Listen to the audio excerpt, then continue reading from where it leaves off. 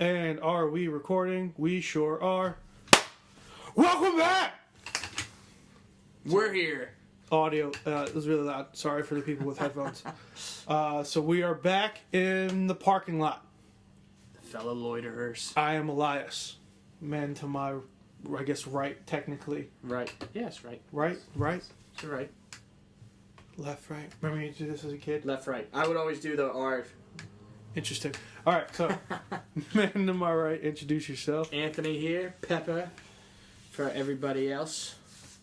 It's been a while. It's been a long time. Since I had you with me.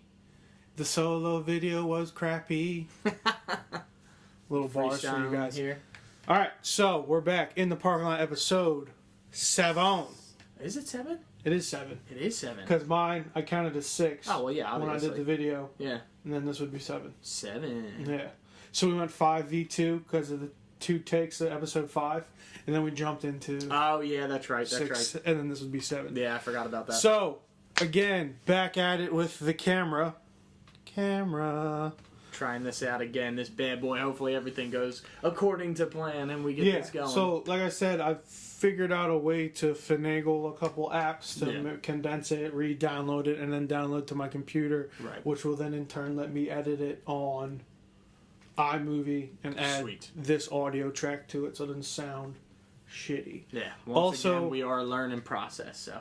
Something I was thinking about was, I think, you know the headphones that the iPhone comes with? Yes. I think that mic works as an actual mic, like if you're filming. Oh, really? Yeah, I think it does. I have to test it. I would have to imagine it. I'll have to test it, and I'm thinking like we can like if we do like vlog type shit. Yeah. Or if we just want to run like a quick video or a quick review of something that we both saw that might not be super intense, like Marvel or things like that. Right. Like Toy Story 4, for example, I guess it would be the best thing I think of. Yeah. Dude, it's great. If whenever you want to see it, I will see it again. Okay. I definitely gotta see it. I gotta see that. I still have to see Aladdin. Go peep the last review, everyone listening. All 8, I think 8 of you. Go peep the last review because... I won't because I haven't seen it yet. It was a good time. There was a cursor in the whole way. Didn't even realize it was there till I uploaded the video. I used some weird QuickTime thing to film on my laptop, and my webcam sucks, so it's like strange. But today we are talking about Spiderman. Far From Home. Sure are. Came out last week, July 2nd, right before the 4th of July holiday. Mm-hmm.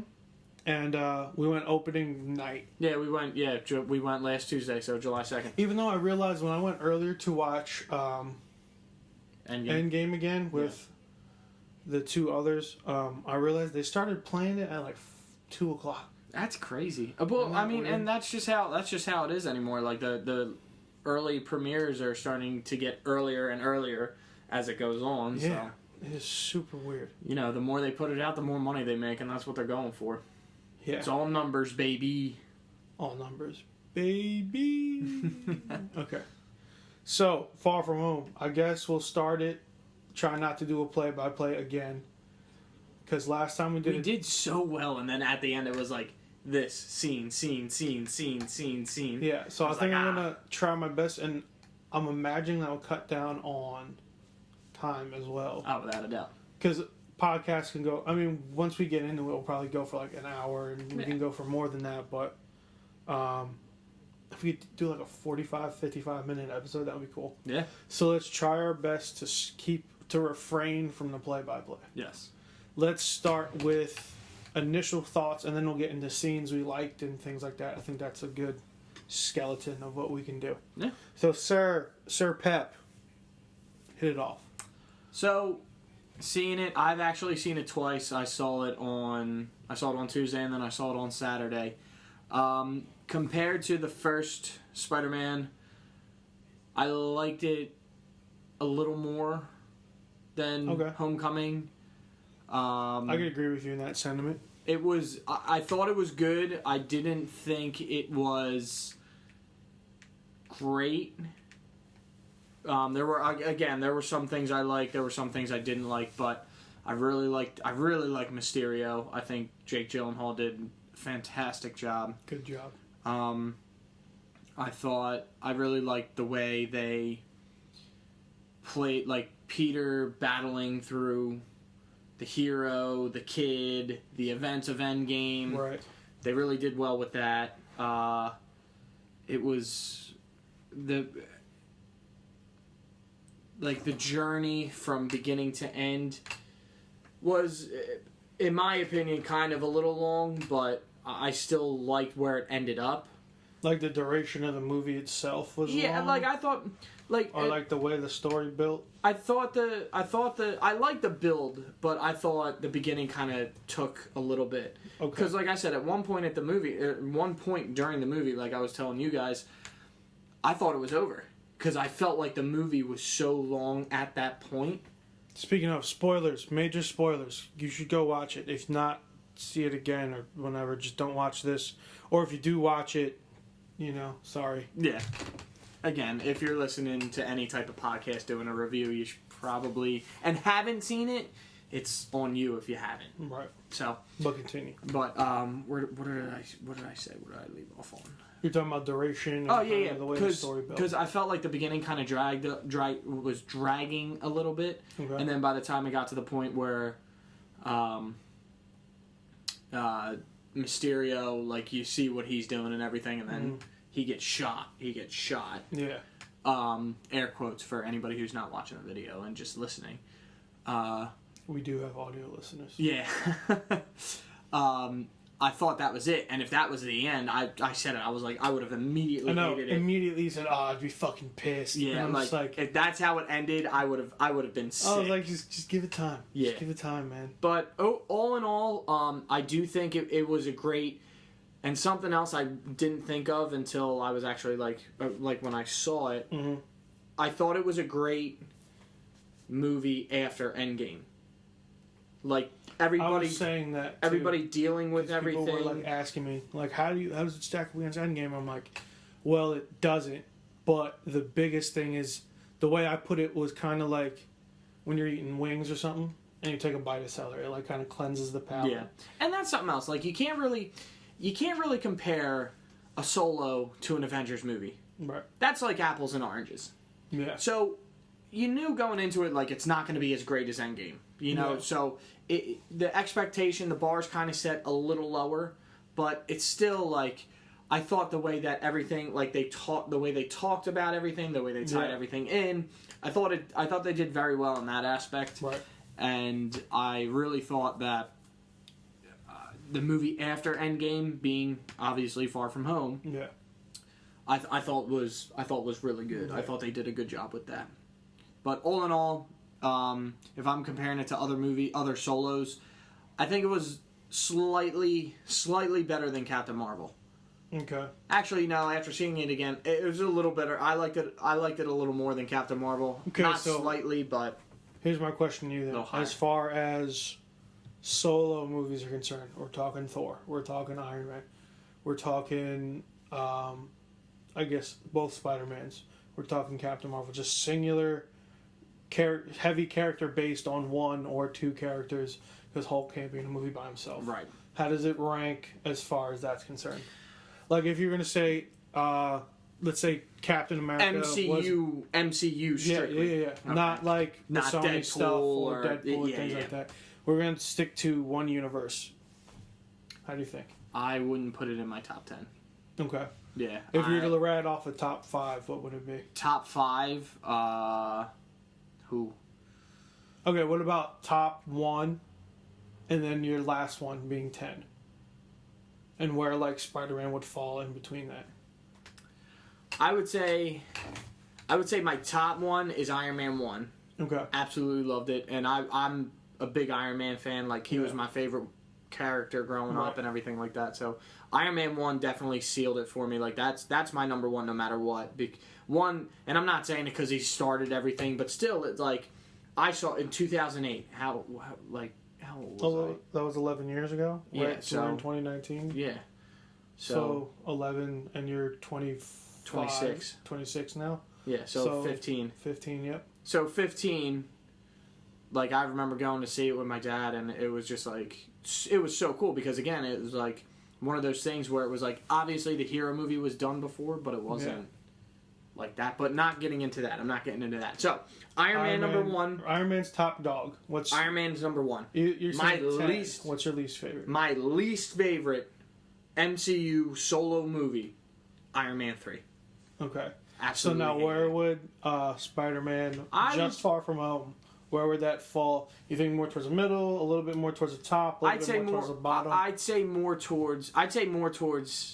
Like, so top 10. I would give it like. I would put it in my top 15. Okay. I would say more like 11, 12 maybe. So just out of the top 10, but I would say like maybe 11, 12, 13, somewhere around there. Okay. Interesting. Yeah. So I liked it a lot. I enjoyed it. I agree with you on it being slightly better than Homecoming. I like the way the story developed a little bit better in this one. I like him showing like the human level of who Peter Parker is. Yes. He is in high school still. How all that weighs as far as spoilers, death is concerned. Yeah. Because Tony Stark, or just trying to go through normal life, trying to figure out if this girl likes you or doesn't, or if your best friend is, you know. The entire movie, the whole MJ Peter scenario going on, I was like, oh my gosh, this is me dealing with relationships. Yeah, they hit the nail on the head with that one. This is making me feel so awkward because I'm like, every time, like, I'm like that now, and it's just like, jeez. Putting it up on the big screen, but continue. Yeah, so I like this one a little bit more than Homecoming. I feel like I enjoyed this villain being Mysterio a little bit more than I enjoyed Vulture. I do agree. I feel like, and maybe this is just me as far as having a little bit of a background in comic books and kind of understanding how characters form or why they started. I feel like they did Vulture like very one-dimensional. Like, he's pissed because of this, so now he's gonna do stuff because that happened. Yeah. But with Mysterio's case, I felt like it was mixed. It was kind of like a mixed bag. Like, obviously, we all knew his ultimatum. Yeah, we knew where it was going to end up. We knew he was going to be a villain. Yeah. We just didn't know when or how he'll get into that part of his character. I remember you and I were sitting in the movie like, all right, this has got to be the heel turn. Yeah. This has got to be the heel turn. This has got to be the heel turn. Oh, and then for viewers / audio listeners, a heel turn is a coin for wrestling. Yes. Which is basically like, how can I describe this? Character change. It's a character change. So, like, for instance, everyone knows who Hulk Hogan is. He was a face for most of his career. But when he joined NWO, it's a little bit of a deep cut if you're not really into wrestling. When he drop kicked Macho Man, that was the heel turn. So basically acting out of character. That defining moment that goes from you're either a good... heel turn. That defining moment where you're a good guy and then it's like, all right, changes to I'm the bad guy. Right. And that's something else which I think... not overlooked, but I think we kind of overlooked it, our group a little bit. Yeah. Like, so when Mysterio obviously you start seeing that heel turn of Mysterio. Like, in the beginning, he's like, the main reason why he's doing this is to be better than Iron Man, and then also be better than Tony Stark. Better than Tony Stark. More so, I feel like more being better than Iron Man. Like, he wanted to be a better hero, better person all around, but he wanted it. He's faking it. You know what I mean? He's doing a fake it till you make it type deal. Yeah. Like, he wanted to be a good guy. Yeah. But as the movie progressed and more people started finding out his plan, and he sees everything starting to, like, crumble, he's going away from the bad, or the wannabe good guy, and you see him turning into, like, this, I'm gonna do whatever it takes at all costs, including killing Spider-Man, as well as his crew, to get to where he wants to be. So he goes from... I think he loses sight of what he wants to do because he gets so enveloped in trying to do this, trying to get to his end game, that he winds up turning... See what you did there. Yeah. That he turns into a very well thought out villain. And I like the way you see, like, the entire movie, like Mysterio at the end compared to the beginning, two totally different people. Yeah. which I think is why I enjoyed it more than Vulture. Yeah. Because Vulture, what's that actor's name that played him? He was Batman. Was he? Yeah, he was a Batman. He sure was, I guess. But anyway, he started bad in the beginning, and he continued to be bad. Yeah. There was no... I guess you could argue that the heel turn he had, so to speak, was when the people... He was cleaning up Avengers Tower, and the people came through like, oh, we'll take care of it now. You guys can go home. You no longer taking care of this job. Even though he was promised, like, oh, this is supposed to be our job, blah, blah, blah. So I guess that would be technically his heel turn. But I feel like in Mysterio's case for this movie, it had more substance to it. Yeah. Because you saw the character change throughout the whole thing. Like, it went literally a heel turn. It went from being good. He's getting kind of sketched, a little bit more sketched, a little bit more sketched. Then it's like, oh, let's do this full-blown villain. Yeah, oh yeah. And then also with that being said, for people who are out there listening, watching, whatever you're doing to consume our product, basically... in the comics, he's master of illusion. He's very persuasive. Yes. He's like that dude who like picks up mad chicks by doing dumb shit. Oh yeah. And you're just like, how does this work? Michael Keaton. Jeez. Yeah. Sorry, Michael Keaton. I'm sure you're watching this. I apologize. But because he's such a master of illusion, that's kind of how his character's based, and that's kind of how his heel turn happened, so to speak, as well, which I appreciated a lot. And the thing that kind of messes it up for a lot of us is that, because we're so into the comic books, if I'm trying to, like, hindsight's 20/20. Yeah. So I'm trying to view it from a lens now, looking back on the movie, from someone who either strictly watched the movies or that was their very first intro to Marvel Cinematic Universe. Yeah. So I think we were kind of spoiled in the fact that, and maybe that's why kind of in the theater I noticed it didn't, like, we were waiting for it to happen more so than, like, letting it happen. Yeah. Because I felt like we kept looking at each other like, when is it going to happen? When's it going to happen? And maybe that's why it took so long. And I think we were a little spoiled in the fact that we knew, like, what was Mysterio happening. Is a bad guy. Yeah. Like, we know he's a bad guy. And it's funny, I saw this meme or that someone posted that was like, normal people or normies. It was like, how do you know Mysterio's a bad guy? And it's like us. It's like, read a book. I thought that was really funny. I forget who posted that, but shout out to that person. Yeah, but I also and getting back to like Mysterio compared to Vulture, I do agree. I think Mysterio has more of a repertoire of things to use and everything, and like you said, Vulture's one-dimensional. Yeah, but what I'm excited for, and I really hope they do this, because if they do this, it's going to be really well. The Sinister Six, obviously. Yes. At this point with the Tom Holland Spider-Mans, you have introduced 3 of the Sinister Six. Yeah. You have Vulture, Scorpion, and Mysterio. Scorpion was in the after credits? He was in mid credits? He was in a little bit of the movie. But when you're like, oh shit, that's Scorpion, he was in the post credits. Post credits, okay. So I think once Vulture gets, if they do it, I think once Vulture gets to Sinister Six, right, and just the group in general, I think it's gonna bring the character a lot more justice. And I think with everybody playing off each other, Vulture playing off Mysterio, Scorpion, and then everybody else once they bring them in, I really hope that's what they get to, because I really think that'll be a fantastic movie. Right. Something that hasn't been done before. They tried, but hasn't happened. Right. I really think that'll be fun to watch. So who's left of the Sinister Six? Doc Ock. Okay. Hobgoblin. No. Is it Green Goblin? No. I think Green Goblin... I'm trying to think. Handy dandy Google. I haven't been on top of my lore as much as I usually am, as of recent. But alright, so the Sinister Six, the original Sinister Six, the original, is Doc Ock, Electro, Kraven the Hunter.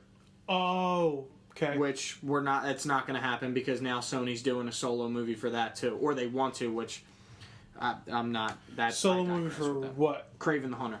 They want to give it. They want to do like what they're doing with Venom with the Eddie Brock version. I thought they were gonna do. I feel like someone told me this, that they're gonna introduce Kraven as the next big bad guy because he's in Black Panther as well as Spider-Man, so he's gonna be an MCU villain because he's heavy kind of in both. As the next like big guy, or like one of the villains. Maybe the next big guy would be Thanos level, right? But as far as introducing the next villain that everyone shares, it might have been Denzel who told me he saw something that's saying it's leaning towards Kraven because he's in Black Panther. Yeah, and obviously he's in Spider-Man as well. So you have Kraven the Hunter, Mysterio, obviously, Vulture, obviously, and Sandman. Sandman. Those are original. Okay. Original. Yeah. Do you think they're gonna go the original route? Or do you think they're gonna mix it up? I would like to see them go original.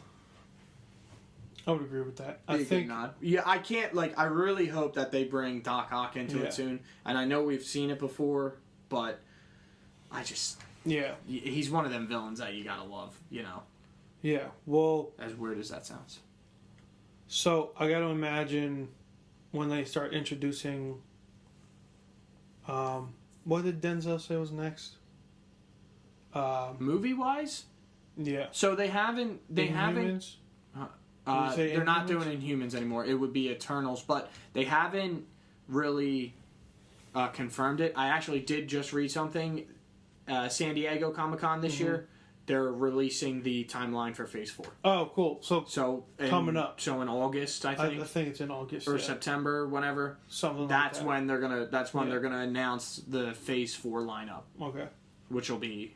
I can't wait.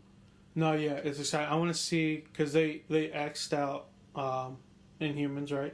They're just not. Because they tried a TV show, it didn't work, right. and then I don't know what happened with that. And then and we're going off in tangents, but we'll bring it back to Spider-Man Far From Home in a second. What do you think they're going to introduce Fox property wise first? Since we're kind of talking about it already. I think you have more of a... I think it'd be easier to introduce Fantastic Four first. Okay, so I was going to say there's two in my mind that stick out. X-Men, Fantastic Four. Well, that's the only two, right? Or is there more? Well, and you have Deadpool, X-Force, Magneto, stuff like that. Deadpool. Well, Deadpool's technically in the X-Men MCU. Yeah, but I'm just talking the characters in general. Well, actually, now that I think about it, there's rumors, nothing confirmed, so just speculation. There's rumors that Spider-Man 3 is going to have Deadpool in it. Oh, okay. So that's how it introduces it. Right. But Sony came out and said they don't want... Because Marvel wants Deadpool in the next Spider-Man. Right. Because of the history between Spider-Man and Deadpool. Yeah. But then Sony came out and said, we don't want Deadpool, we want Venom. Which comes... so remember I was telling you about the credits with the pictures. Off camera, off recording. Yeah, not here. So I noticed it, I'm going to come back into Spider-Man. I'll try to bring it back. Yeah, we'll make this the last point and then we'll go right back into it. Spider-Man. Well, actually, no, because I was just going to go to Spider-Man. But okay, I think Deadpool you'll see first, and then maybe Fantastic Four, and then the X-Men, because I feel like the X-Men can build up to the next major Avengers type battle, unless they do an X-Men versus Avengers movie. I don't think I heard that. I know. A kid can dream. No, I feel like that would be in the pipeline, but maybe years from now, that's a lot of people in the movie. I think the reason why we won't see X-Men right away is because of how many people they would have to... Because I don't think they're going to keep any of the people that are in it now. No. They're probably going to scrap it all, so the amount of characters you have to cast and redo, it's going to take a lot longer than dealing with just 4 people from Fantastic Four. Because obviously they're not getting rid of Ryan Reynolds as Deadpool, thank the You Lord, know, yeah. because he's perfect for it. But, so going back into Spider-Man, we'll go back into it. I think they're teasing Flash Thompson as Venom. And Well, okay, so would they do that if that's still a Sony property? Yeah. And they already have Tom Holland, right? No, Tom No, Holland. not Tom Holland. What's his name? He was in Mad Max. Yeah. He was Bane. Yeah, that dude as Venom. So You think they'd introduce another one? yeah. So Okay. and this is why, because the whole point of Tom Hardy. Tom Hardy, yes. The whole point of that one, they said, is supposed to be totally different. Like, it's not Okay. supposed to be in the MCU. So Okay. if they bring Venom into it, Right. you've had a ton of other characters that have been Venom, but Flash Yeah. Thompson is your... So, as far as I know, I could be wrong, but Flash Thompson, as of right now, is your only other character that has been Venom that has been mentioned in the Spider-Man movie so far. Okay. And this is why I think that they teased Venom in Flash Thompson Venom in Spider-Man Far From Home. So when I watched it the second time, when I watched the movie the second time, is when I noticed this. When they're doing the credits and they're showing the pictures of all the actors and actresses and the names and everything, when they showed, and I don't know his actual name, but when they showed the kid who played Flash Thompson in the movie, his portrait is him smiling, just a normal smile, everything like that. And then all of a sudden it starts to morph a little bit. But it happened so quick that if you really weren't paying attention, you didn't see it. Right. So his face morphed, his smile started getting wide, almost like a Joker-esque type deal. And then the eyebrows started like growing and everything. So they kind of morphed his face to kind of make it look, I don't want to say sadistic, but make it look like very creepy, like Right. type deal. So Venom. Yeah, exactly. Yeah, exactly. Venom. So the only reason why I see them doing that, because I'm pretty sure that's the only character they did it for. So the only thing that makes sense to me as to why they would do that is because they're going to bring in Venom as Flash Thompson as And Venom. they also gave him that random line in the movie when he talked about his parents or something. Which, yeah, and that's which is something else, super I don't, out of the fucking left field. well, like, because it happened on the bus. Yeah. When Peter Parker put on the glasses, Edith, and he was looking at everybody's phones, Edith and was cool as fuck. oh yeah, and all the text started popping up, and you saw Flash's phone, and it said, "Mother, haven't heard from you in a while," this and that, and then at the end of the movie, when they're getting off the plane, and it's just, I guess, the Thompson's driver, Yeah. and he says, "So Mother won't be coming today," and he shook his head no. So I don't know, like, they definitely made it a point to see that his parents aren't around. Right. So I didn't understand that, and I know we both agreed, like... Yeah, it was like It's out weird. of random and kind of not out of character per se, but Yeah. it felt like it was just a line that like might mean something, but they gave to him like, say this real quick, Yeah. kind of thing.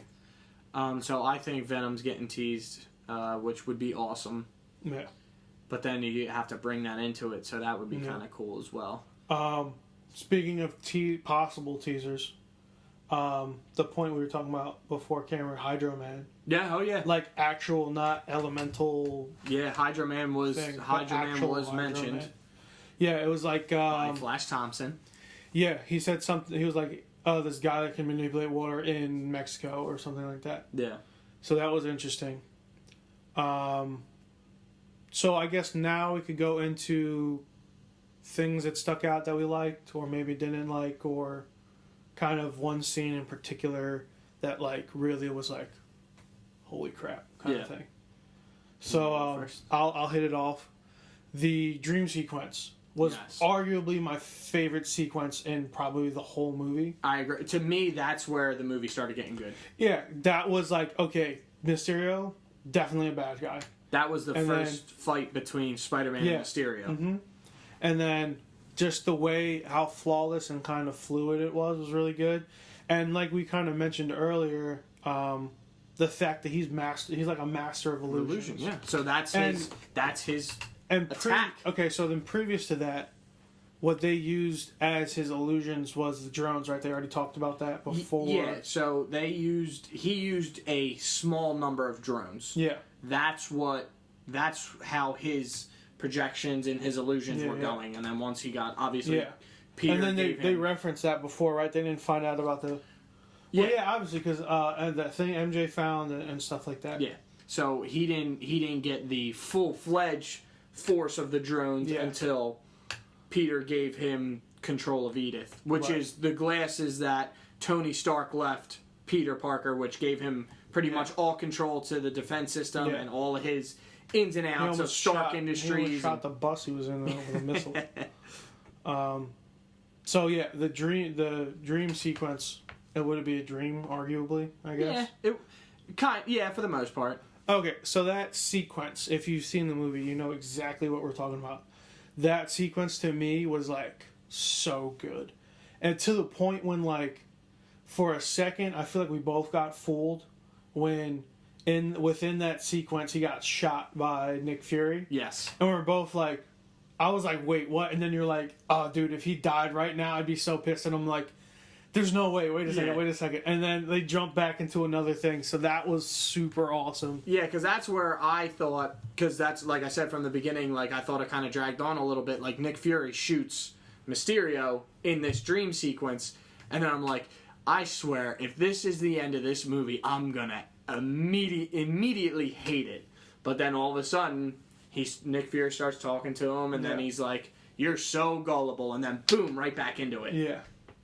That was super awesome. The Iron Man thing freaked me out too when he came out the ground. Yeah, so I think at that point they kind of either they teased or they sent a nod or they referenced it was more of a reference. The Marvel Zombies because the way Iron Man looked it was kind of exactly how he was portrayed like in the part comic. Of the scene.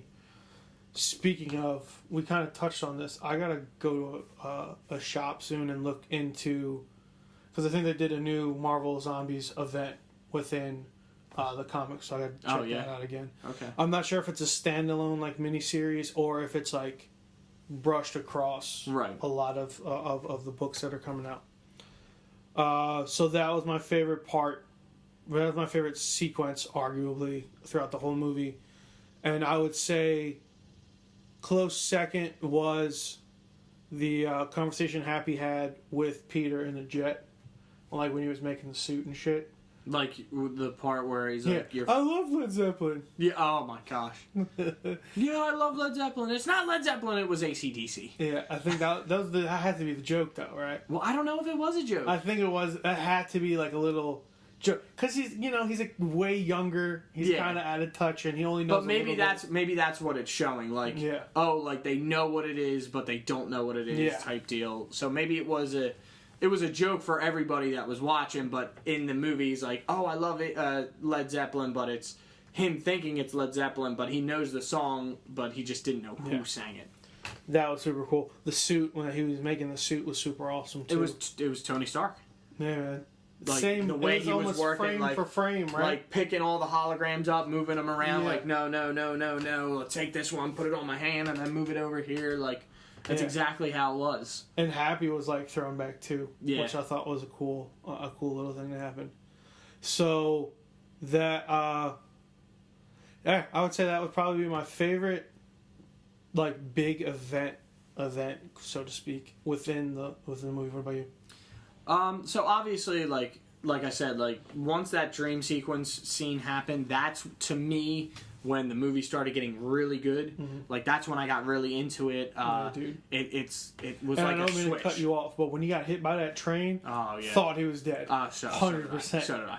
Because that's what the dream sequence led up to. He made him so freaked out that he would just kind of like that he kept backing him up. He backed him up on the train tracks and then boom, hit him with a train. Yeah. But I agree. Like that's definitely a part I liked. And not to just be like, yeah, I like exactly everything you liked and stuff like that, but we have similarities. Oh no! Like I'm not saying that, but I'm trying. Like, I want to do a different point to, talk about. To kind of elaborate and exactly. So obviously, make it not the Elias show. Yeah.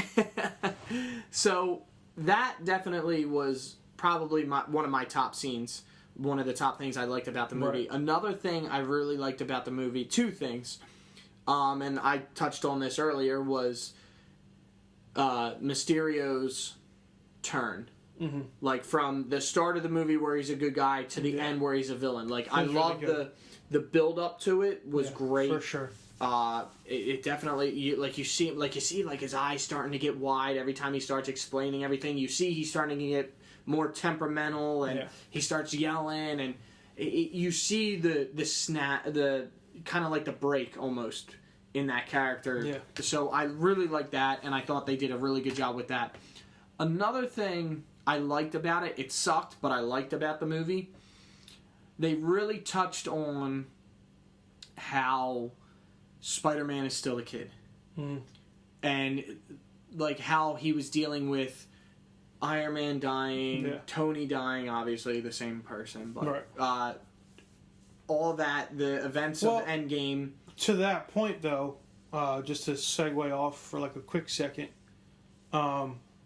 people kept assuming that he was going to be the new Iron Man. Right, and that's exactly. So that's a lot of added stress to the fact that he's only a teenager. Yeah, and he's, I'm only from Queens. Like I'm supposed to be the friendly neighborhood Spider-Man kind of thing. So it was more or less him dealing with the what is it called when you lose somebody, the grief. The grief? Yeah, the grief. So I think it's grief. Yeah, so the grief. Depression might be mixed in there a little bit. So the grief of losing somebody, especially like many people have been saying, like his mentor and everything like that. Yeah, almost like a father figure, because for all intents and purposes, saying he's the Tony Stark was this MCU's Uncle Ben. Yeah.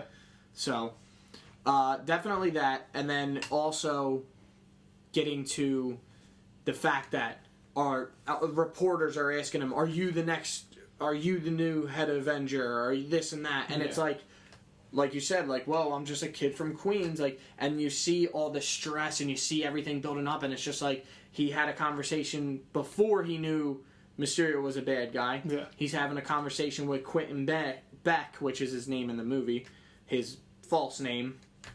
Is that his real name in the comics, Quentin Beck?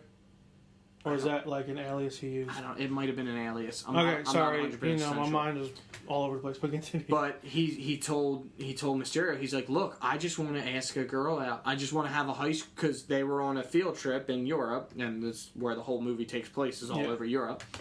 He's just said, I just want to enjoy my vacation and tell the girl that I like her. And everything keeps piling on, especially with Nick Fury and everything. So it's not like it's oh my god, I was so happy that it happened. But I like how they touched on it. Right. I like how they showed, like, the kid's 16. Mm-hmm. So he's really not 100% ready for everything that comes with it. Yeah. He's still trying to figure his life out. The teenage life and the superhero life. For sure. Anything? What didn't you like? What didn't I like? I guess this, again, we both love the movie so much. This seems like a nitpick, but it's a nitpick that kind of bothered me.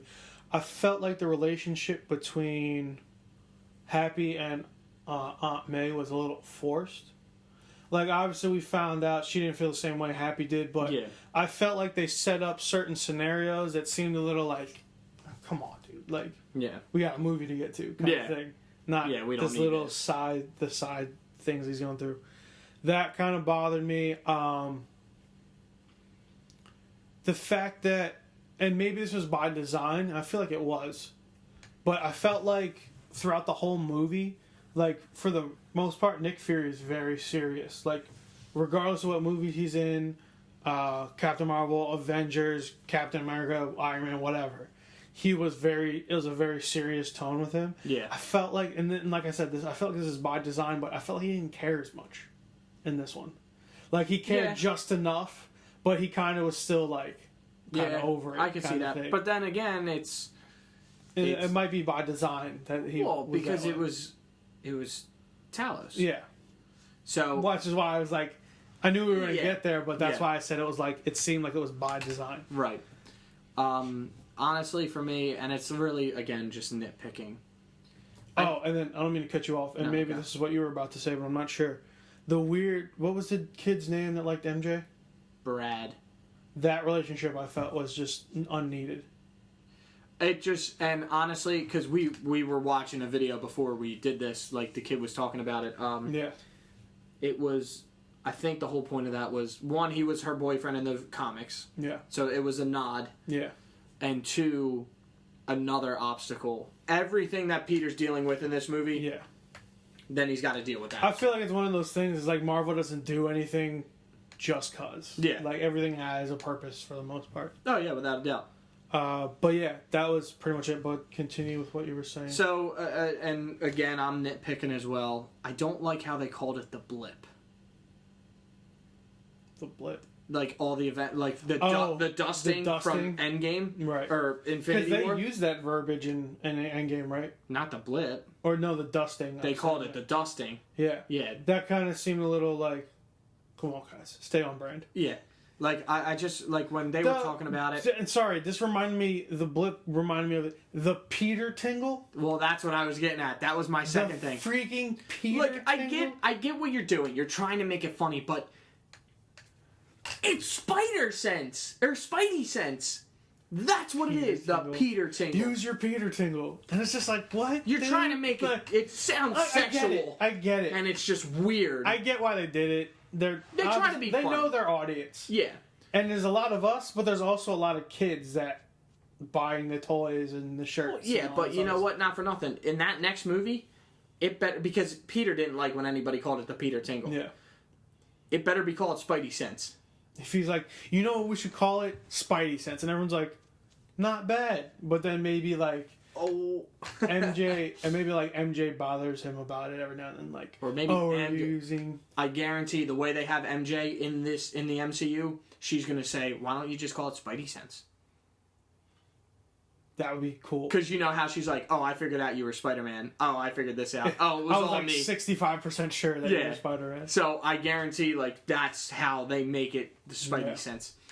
And that was like for me, that was pretty much it. Like, besides the beginning, how it was kind of too long, in my opinion. But it had to happen. I think it had. Yeah, that was sometimes you have movies that they just drag, but it kind of drug a little bit, but it had to. I feel like the first act was all of that, like them fighting together. Yeah. I feel like that was by design, like it was needed. Yeah, oh yeah. And that, yeah, and then I guess if they didn't have it and they went the Vulture approach, I'd probably be saying the same thing about Mysterio I'm saying about Vultures. It kind of seemed like one-dimensional, one stroke, like he's just mad. Yeah. So pretty much the beginning of the movie was all Mysterio with the elementals and his projections, just to again make it look like he's a good guy and he's fighting these guys, but really it's not. He's not even moving. He's just standing there while all this is happening. Yeah. So, because you had the earth, wind, fire, and air. Yeah. Earth, wind, fire, air. I can math. That's 4. Those are the elementals that they had in the movie. Yeah. Fire being the worst one and the most dangerous one. But that was pretty much that set up Mysterio as the good guy. Yeah. And in the end, obviously, it and wasn't then, that. Obviously, it goes back into the illusion part of Mysterio's character. So I guess now we can move on to mid-credit, post-credit scenes. Which, in my opinion, that mid-credit scene might have topped the movie. Yeah. I really think so. So, you wanna take this? No, please. You're steering the ship right now. Go for it. So, the mid-credit scene, the end of the movie is Spider-Man going on a date with MJ, swinging through the city, going to pick her up. Right. Okay, you get credit scenes. Mid-credit. They finish swinging through town. They drop. She's like, oh, I'm never doing that again. I'm never doing that again. Like, I'm good. I'm good. And Spider-Man starts swinging away, and then all of a sudden it's just like how it was, like, breaking news. Yeah. You know what I mean? Breaking news, there's a video that was released from the Europe attack and all this and that. Yeah. And it's Mysterio saying, this is it for me. Like, I've tried everything. Spider-Man's turned against me. And then it's James Jonah Jameson. Did I get that J. right? Jonah Jameson. J. Jonah Jameson. Yeah. he comes on the screen, and that's the best part because obviously the Tobey Maguire ones, he was J. Jonah Jameson, the only guy that should ever play that role, but he was Daily Bugle, which is the first nod, I'm pretty sure, to previous movies, I guess. In this one setting, yeah. And honestly, he was flinging around like taking pictures. I thought that's what it was for. I thought at that point he was working for them. But then again, you said that's how they did it in the game, the PS4 so game. In the game, I have a PlayStation. I have Spider-Man, thanks to a friend of mine for a birthday gift. But when you're playing it, it's like breaking news, kind of like... I forget who said this, and I feel really bad because it's not an analogy, it's a great way to describe it.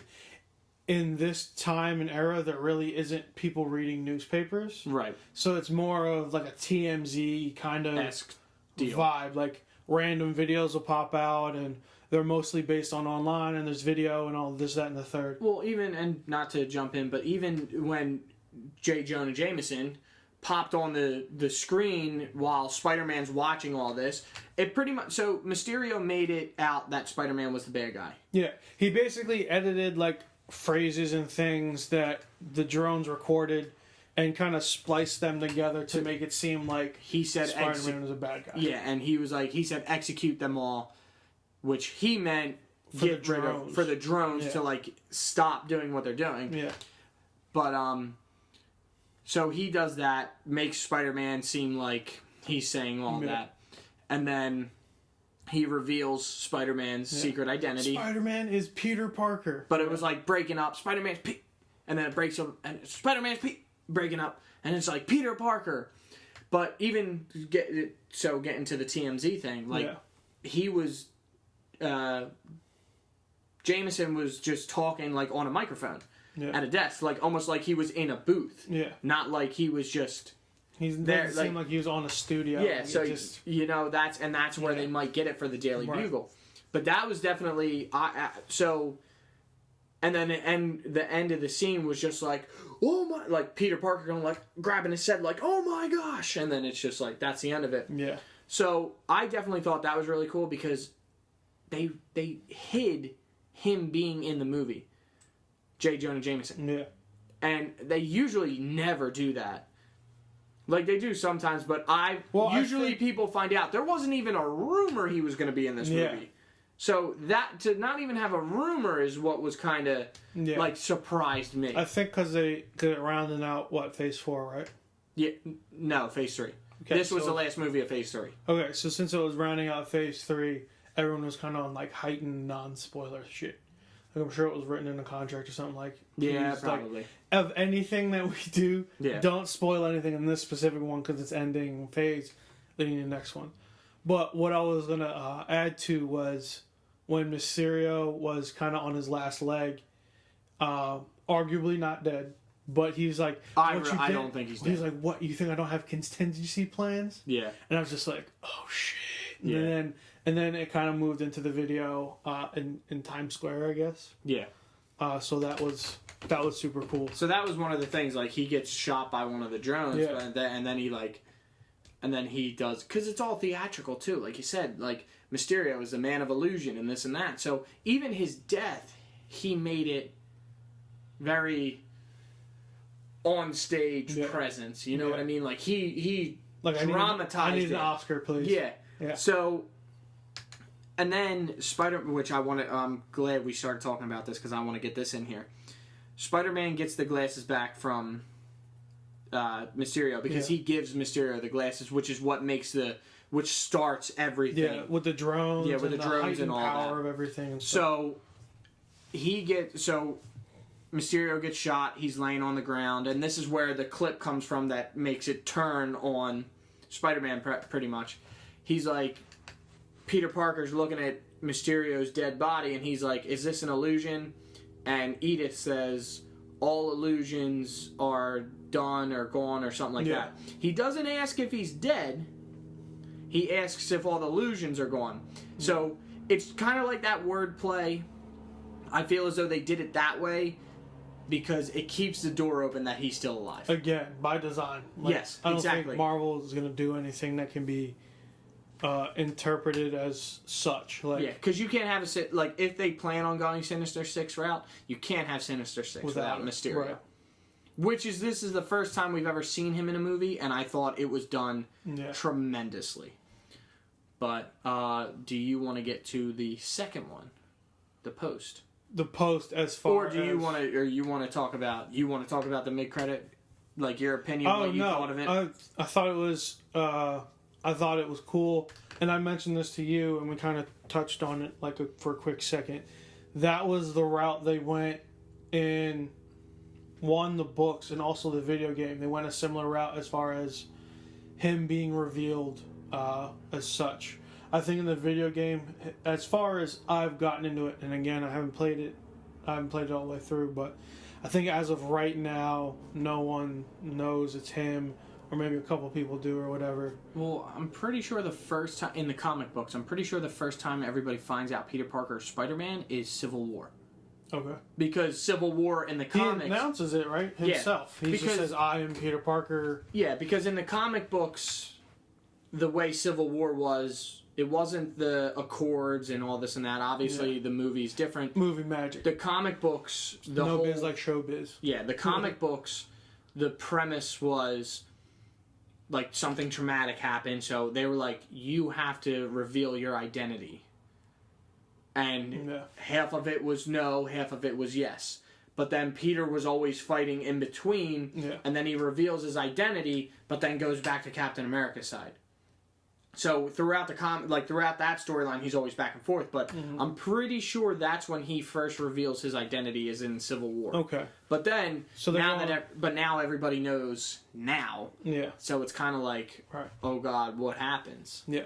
So I guess we'll segue into end credit. End credit is basically Talos with his wife. Right? Yeah, because that's when we first find out that Nick Fury and Maria Hill, the entire movie, are Skrull, are Talos and his wife. Yeah. So they're driving, and I forget some of the lines that Talos used. He said something along the lines of, like, I don't feel like I was totally in character, or something along there. Yeah. Or, like, his wife asked him why he didn't call anyone sooner, or things like that. And he was like, I was just trying to figure out my character. Yeah. And then it moves from there to him. Does he call Nick Fury? He winds up calling Nick Fury, Yeah, and he's, like, at some base, like, with a digital beach in front of him and, like, fucking... floral shirt and swim trunks, just chilling on the thing.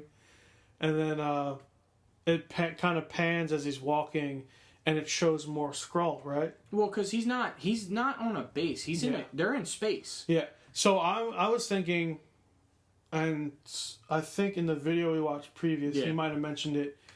I think Nick Fury is still with Captain Marvel. Yeah. As far as, like, in space and stuff. Because I guess he's still trying to figure out... Nick Fury wants to plan everything and make sure everything goes his way and things like that. So, assumably, he's doing it because he let Talos be him, because he's still trying to figure out, like, all right, now the leader of the Avengers is gone. Everyone kind of went on their own path. We got to figure out, like, a new set of Avengers and rules and how we're going to it's kind of like picking up the pieces, essentially. So I think that's why... he kind of was on that random ship or base in space or whatever. Yeah. So I thought that was cool.